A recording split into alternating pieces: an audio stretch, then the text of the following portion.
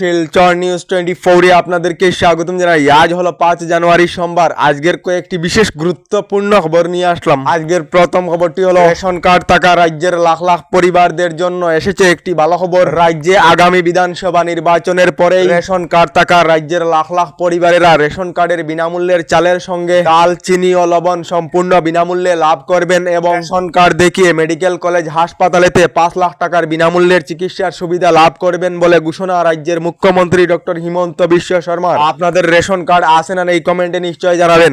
এদিকে ভোর রাতে ভূমিকম্পে কেঁপে উঠল অসম। রাজ্যে ভোর 4টা 17 মিনিটে 5.6 মাত্রায় ভয়াবহ ভূমিকম্প হয়েছে। আপনিও কি এই ভূমিকম্প অনুভব করেছেন নাকি কমেন্টে নিশ্চয় জানাবেন। এদিকে রাজ্যের ভোটার সকলদের জন্য এসেছে একটি জরুরি খবর। খসড়া ভোটার তালিকাতে আপত্তি থাকা সকলেরা আগামী 22 জানুয়ারি পর্যন্ত সংশোধন অথবা অভিযোগ করিতে পারিবেন বলে জানিয়েছেন রাজ্যের মুখ্যমন্ত্রী ডক্টর হিমন্ত বিশ্ব শর্মা। এদিকে 13 দিনেতে অসম গ্রন্থ মেলাতে 5,70,00,000 টাকার কিতাব বিক্রি করা হয়েছে। আগামীকাল 6 জানুয়ারি পর্যন্ত গুয়াহাটি খানাপাড়াতে গ্রন্থ মেলা চলবে বলে খবর এসেছে। এদিকে 26-এর বিধানসভা নির্বাচনেতে বিজেপি 103টি আসনেতে জয়ী হওয়ার সম্ভাবনা রয়েছে বললেন রাজ্যের মুখ্যমন্ত্রী ডক্টর হিমন্ত বিশ্ব শর্মা। এদিকে মুখ্যমন্ত্রী ডক্টর হিমন্ত বিশ্ব শর্মার সকল অঙ্কজঙ্ক পঙ্ক হবে। এবারের নির্বাচনেতে গৌরব গগৈর নেতৃত্বে রাজ্যে সরকার গঠন করবে কংগ্রেস বললেন সাংসদ রকিবুল হোসেন। 26-এতে রাজ্যে কার সরকার গঠন করা হবে আপনাদের মতামত কমেন্টে নিশ্চয় জানাবেন।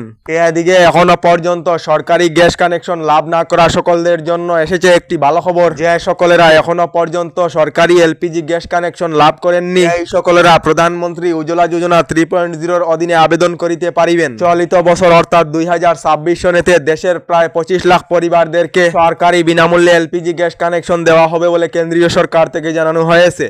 এদিকে 26-এর নির্বাচনেতে রাজ্যে রাজ্য দলের সরকার গঠন হলে মহিলাদের অরুণোদয় প্রকল্পের টাকা বৃদ্ধি করা হবে। মহিলাদেরকে 1250 টাকার পরিবর্তে 3000 করে টাকা প্রদান করা হবে। নির্বাচনের পূর্বেই প্রতিশ্রুতি বিধায়ক অখিল গগৈর।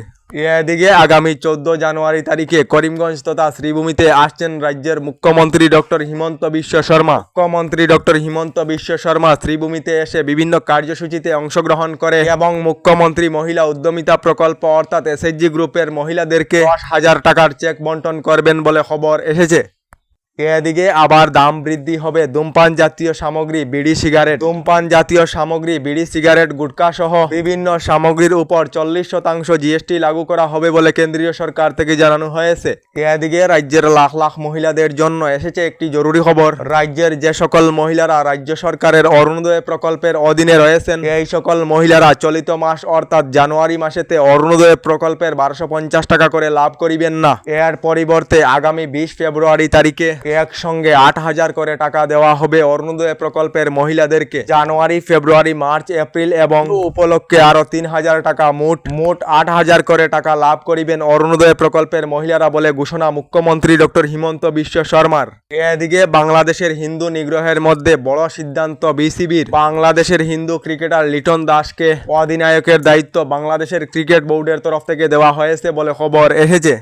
এদিকে রাজ্য সরকার মহিলাদেরকে মুখ্যমন্ত্রী মহিলা উদ্যমিতা প্রকল্পের 10,000 করে টাকা দিয়ে শেষ নয়। রাজ্যের মহিলাদেরকে স্বাবলম্বী করার জন্য প্রথমে 10,000 এবং 25,000 এবং 50,000 সর্বমোট 85,000 টাকা পর্যন্ত মহিলাদেরকে দেওয়ার জন্য রাজ্য সরকার প্রস্তুত রয়েছে। গতকাল একথা জানালেন রাজ্যের মুখ্যমন্ত্রী ডক্টর হিমন্ত বিশ্ব শর্মা। এদিকে এখনো সরকারি গড় লাভ না করা সকলদের জন্য এসেছে একটি ভালো খবর। 9 ডিসেম্বর তারিখে রাজ্যের 3,70,000 লোকেদেরকে নতুন সরকারি গড়ের অনুমোদন দেওয়া হয়েছে। এবার আগামী জানুয়ারি মাসেতে রাজ্যের আরো নতুন করে 3 লাখ লোকেদেরকে নতুন সরকারি গড় প্রদান করা হবে বলে ঘোষণা রাজ্যের গ্রাম উন্নয়ন মন্ত্রী রঞ্জিত কুমার দাসের। আমাদের ডেইলি খবরগুলি ভালো লাগলে আমাদের ভিডিওতে লাইক দিয়ে চ্যানেলটিকে সাবস্ক্রাইব করে নেবেন।